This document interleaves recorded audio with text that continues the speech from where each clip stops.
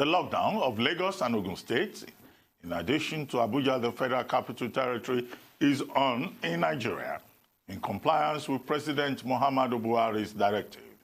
An intervention that is designed to reduce to the barest minimum any chance of a community spread of the coronavirus outbreak. Already, there are reports of a heavy presence of security agents on the highways leading into Lagos and even outbound highways from the state. The inner streets are usually empty of the traditional ebb and flow of people at this time of the day. But there are people who have expressed apprehension about how exactly the security agencies will go about the task of enforcing this directive. We're about to look at all of this with the help of retired Army Captain Umar Aliyu-Babangida, a former military intelligence officer, national security resource and solution options consultant, a member of the 40th regular course at the Nigeria Defense Academy. He served in the Directorate of Military Intelligence while in service. He holds degrees in defense studies, political science, peace studies, and conflict resolution. Capt Aliyu-Babangida also has a project management professional accreditation and is affiliated to various security interest groups in Nigeria. Captain Babangida Aliyu, good morning. Thank you for joining us on the morning show today. Good morning.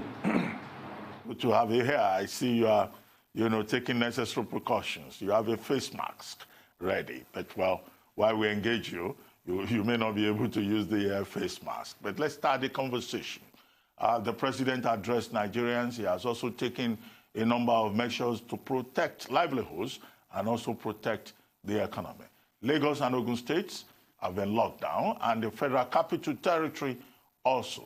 Now, security agents have a major role to play in this regard to ensure enforcement and to ensure that persons who flout the lockdown are penalized. Now, what do you think should be the standard operating procedure, given the reputation of Nigeria's security agencies to be brutal and impolite and unprofessional? Talking from the Lagos end here, our end of the lockdown, if you like, I would have said what I saw in Lagos State and the build-up was quite encouraging. The president's imposition of a lockdown may and may not infract the arrangements we've seen in Lagos. The reason is simple. We are heading into a crisis of sorts. There's going to be some turbulence in days to come. And the reason for the turbulence is clear. The lockdown is going to cause a lot of strain, social strain, financial strain, security strains, and what have you. And how this is managed will decide the outcome of things. Talking about the security end of things, I saw a gradual build-up in Lagos State, which was more in tandem with crisis management tenets. Right now, we are in what you can call the pre-crisis stage of crisis management. We have pre-crisis, we have crisis response, and we have post-crisis in crisis management. Lagos State had driven up gradually the pre-crisis stage effects of crisis management.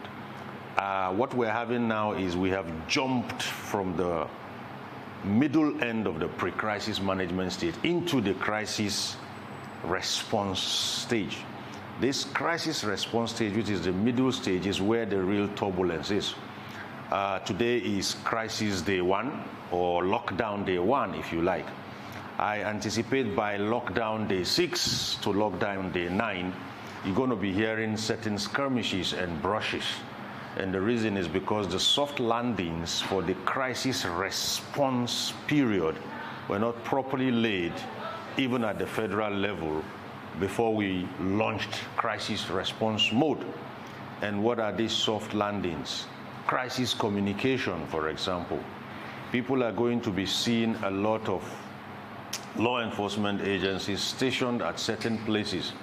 The problem may not be with the people. Naturally, as human beings, you're going to get certain black sheep and deviants. It's a social thing with human beings.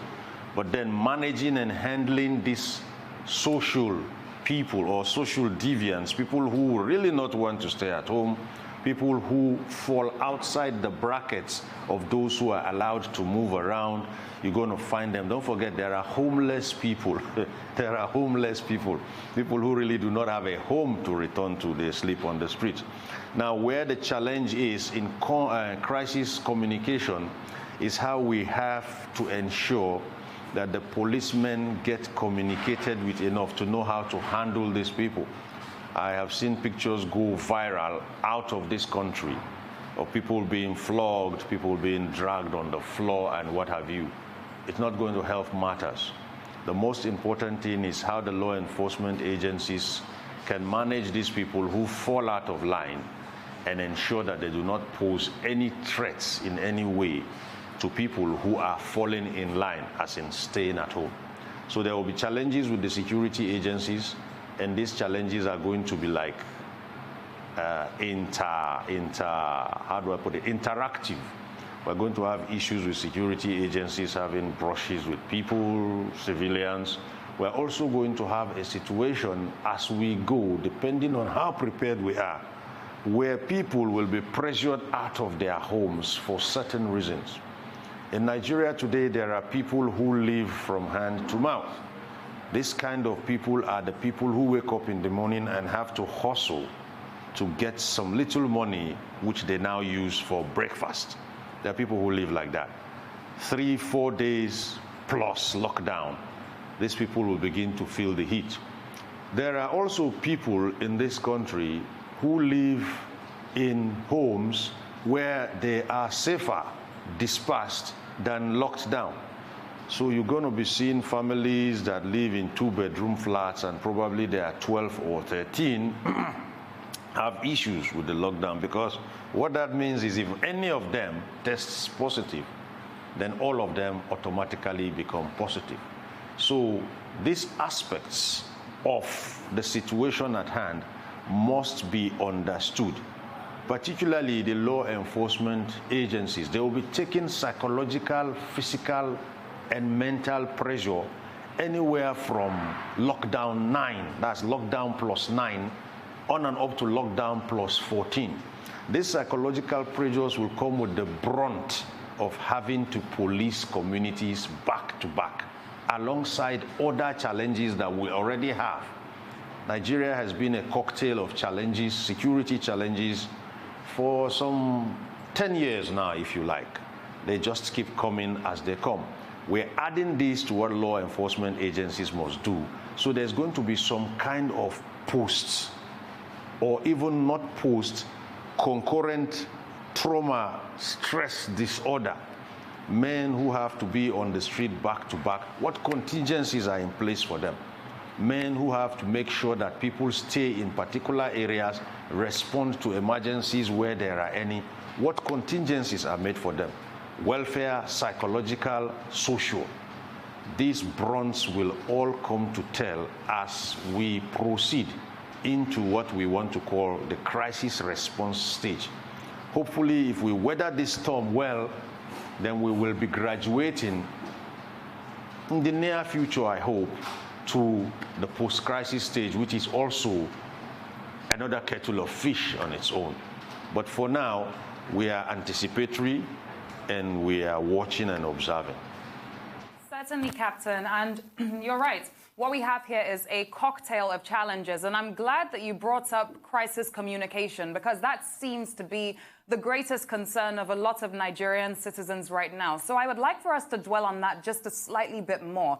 Now, for someone like myself or Dr. Abati, as journalists, we can move around with our journalist IDs, knowing that if we do approach a checkpoint, we have our journalist IDs on us to show, to know, for the security agencies to know that we actually do have some sort of validation to be on the streets. But like you said, not everybody has that. There are going to be people who need to, for example, go for a doctor's appointment at the hospital. Do you really think we have thought this through well enough in terms of our pre-crisis management? For example, maybe letting citizens know that if you are going to the hospital, you have to carry a doctor's note, or certain measures that could be put in place to actually alleviate and bring down the suspected or potential harassment that people are expecting to get from security agencies over the next few days? Do you really think we have thought this out well enough and looked at all the different unique situations and tried to provide solutions to them?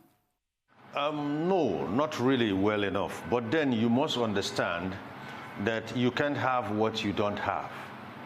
The situation on ground brought about the need to declare a lockdown on certain states in our country. If we had probably closed our borders a bit earlier, we wouldn't have been boxed into this particular situation we found ourselves. And if you look at the dynamics or the demographics of the COVID virus infections, you find out that it tends to be a bit more intimate with a certain strata of people in society. And if we have to control this, then this somewhat hurried approach to a lockdown is something we must embrace. I followed events in Lagos State for as far back as 2 months now. And Lagos State tended to grow with the tide. Lagos State tended to respond with events or respond with the trend. Now, where there is a sudden jerk and a jump from one mode and we move 2 or 3 modes ahead, there's also going to be what you call effects. So basically what you are looking at today is a situation where you won't really find yourself you are in trouble if you have a medical doctor's appointment and there is a lockdown and your hospital is probably 4, 5, 6, 7 kilometers away. That's going to be quite a challenge. And that is where crisis communication comes in. Crisis communication preempts this kind of situations where people must be, law enforcement agencies must come to understand that pressure can push people to break or lift the lockdown by themselves. A man whose wife is in labor, for example, in the wee hours of the morning is not going to see any lockdown. He's going to take his wife in that car and sit on the road. So basically what we are going to be looking at is a situation where people will have to be profiled based on what they're saying. I wish the lockdown was actually handled, it was micromanaged.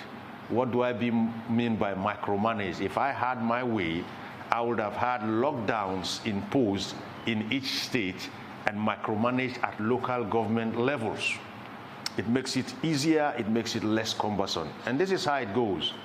The chairman of a local government just becomes a mini local government governor. The DPO becomes his IG. The battalion commander there becomes his service chief, if you like. And I'm sure every local government, the 774 of them, is covered by one member of the National Assembly. So the local government team I have just mentioned must have direct communication lines with that rep.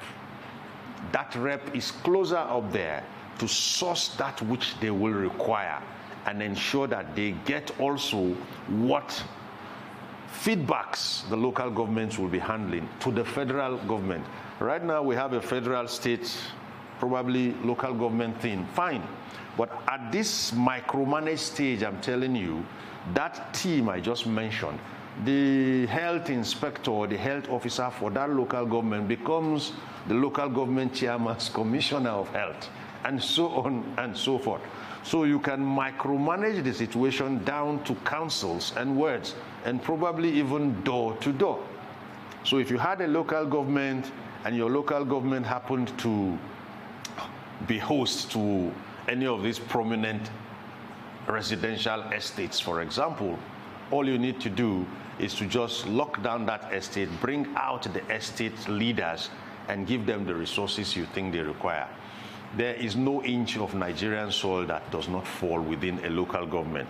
And if you take it at that micromanaged approach, you are easily and better off enabled to reach as far wide and deep down the grassroots as possible. So what we have right now will have its challenges. Yes, as is usual with most of the things we do, we tend to take off first, and then after taking off, we start adding what needs to be added.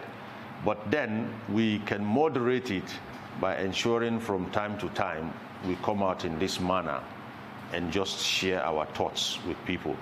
And our law enforcement agencies must also be open to what we call the observer perspective. The man in the boots on the road cannot see himself. He's just getting things done. He's on his feet. He's also human. He's going to be stressed. But then the observer who sees should give feedback.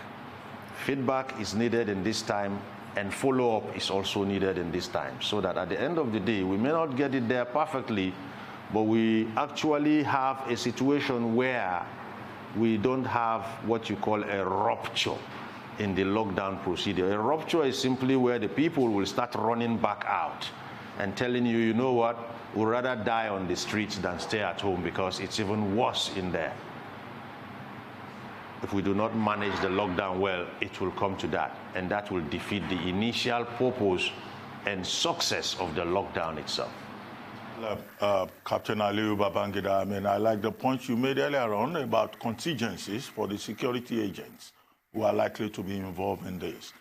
First, it was the Minister of Information that alluded to it when in a press briefing he said that the police and soldiers are likely to be called out if the situation arises. And that situation has already arisen, at least in 3 major parts of the country. Now, we have just about 350,000 policemen. Do you think we have the capacity to effectively enforce this lockdown order, given the fact that, you know, we may get to a point whereby maybe the entire country will need to be completely shut down? And is it a good strategy to call out the military? That has not been done now, but shouldn't we just allow the military to focus on the security challenges that they are facing? It's possible the military will have to support what is happening today, which we know as the lockdown. It's not, in fact, it's likely. Just as you have said, we do not have enough hands in the Nigerian police force to actually execute a lockdown. But then there is a leeway. We have a proliferation of security agencies. I see some in uniforms, I don't even know which they are anymore. These are hands that can be brought out and used to support the lockdown. But as I told you, one key element will be what? Crisis communication. So we don't end up putting what you may call bulls in a China shop. If you put bull in a China shop, you know what happens. You're going to get a lot of damage. So crisis communication, for me, should also be security agencies intensive, or else you're going to have security officers or overzealous law enforcement agents doing more damage than any good. It's a sensitive situation. The average Nigerian citizen is already sore in the sense that there are some people who cannot actually amass enough food for one day. They actually walk from hand to mouth, as the journalists will say. Now you're locking them down. There is a strain on jobs. There is a strain on cash flow. There is a strain on about everything you can think of except oxygen. These people are going to be edgy. These people are going to be touchy. They are going to be easy to anger. A lot of things is going to happen. So crisis communication must be heavy on the part of the law enforcement agencies so they don't conflagrate an already highly inflammable situation. Having said that, we come to the numbers of our law enforcement agencies. Even if you added the army to the police and probably added the Navy and the Air Force, I don't see them spreading effectively across 200 million people, citizens. No, they can't. And don't forget, the lockdown is not the only challenge. We have other security challenges the army will also need to pay attention to. So that again keys into what? crisis communication. But this time around now, it's going to be crisis communication on the civil citizens' part. There are elements or aspects of the lockdown that the people, citizens, must be made aware of. There are also elements and aspects of the lockdown that the law enforcement agencies must be made aware of. So crisis communication itself is two-sided. And at the end of the day, you are able to communicate with people so that you can get the compliance that will soften the shortfall in the number of men we already have. Captain, thank you for expressing that viewpoint. I'd like to now narrow it down and talk about one state in particular that many feel was left out of the COVID-19 regulations 2020 with regards to the lockdown, and that is Oyo State. Now, Oyo State is also seen as a potential hotbed for COVID-19 right now. It's also a state in close proximity both to Lagos and Ogun. The governor of Oyo State, Seyi Makinde, has now tested positive for COVID-19. I believe the head medical doctor at the University College Hospital, Ibadan, has also tested positive for COVID-19. Do you believe that Oyo State should also at this point be on lockdown? Oyo State is, if I want to put it, Oyo State is a gateway to Lagos State. And we all know the place Lagos State plays in Nigeria. There is hardly any state in Nigeria that within every 30 days of a month doesn't have one thing or the other to do with Lagos State. I'll give you a simple example. At my consults, we discovered that even if you lock Nigeria down, there is one more citizen you cannot lock down, and that citizen's name is Currency. Currency can leave a bar last night and be in Lagos this morning. Now, with the lockdown, you discover that there's going to be a freeze in the movement of Currency. But then, between Lagos and Ibadan, the proximity is such that what affects Lagos eventually, if not immediately, will affect Ibadan and its environs. If Ibadan goes under a lockdown today, it will not be surprising. It's only for good. It's only for good.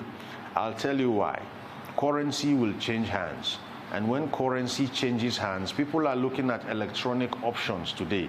But when I'm talking about the Nigerians who feed from hand to mouth, there will be no electronic options.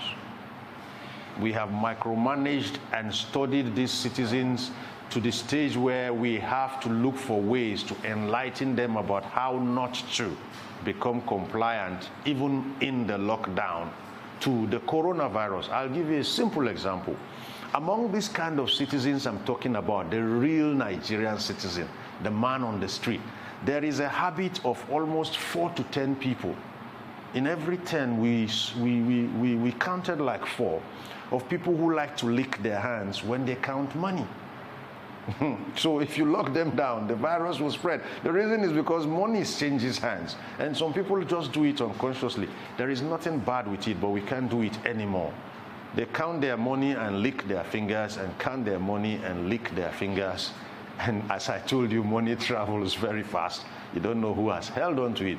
So you find out that these little micro aspects of our existence as a people, particularly at the lower rungs of the social ladder, could actually become the leverages the virus could use to exacerbate even in a lockdown. Take, for example, a compound where at full capacity that compound has 90 people. Areas where you have this face me, I face you kind of thing. What do you think will happen if you lock those people down for 2 weeks and they don't go anywhere, and one of them just happens to be positive? So the lockdowns come with their challenges. And the closer we are to those areas where there is a lot of animation, there is a lot of social, economic activity, business hubs like Lagos, Abuja, and even neighboring contiguous states like Ogun and Oyo State, then what is good for the goose will have to extend to the gander. So if Oyo State comes on board with this lockdown anytime soon, it shouldn't be surprising.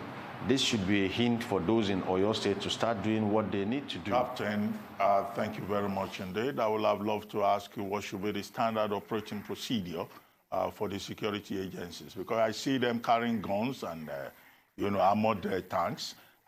Should we fight coronavirus with armored tanks and guns? But we don't have any more time on this segment of the show. So we thank you very much for coming to the morning show.